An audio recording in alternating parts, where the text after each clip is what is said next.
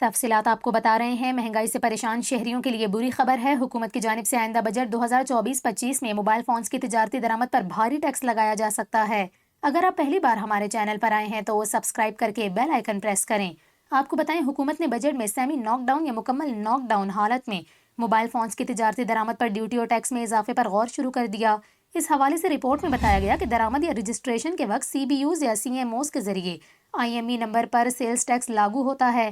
Sales tax سی کے D یا S کے ڈی حالت میں درآمد اور سی بی یو حالت میں مقامی طور پر تیار کردہ موبائل فون کی فراہمی پر بھی لاگو ہوگا۔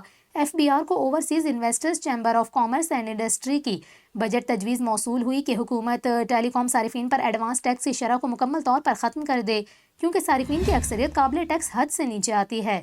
موبائل سروس بجٹ 2024-25 کے لیے اپنی ٹیکس لگانے کی تجاویز میں او آئی سی سی آئی نے حکومت سے ود ہولڈنگ ٹیکس کے نظام کو بہتر بنانے کی بھی سفارش کی۔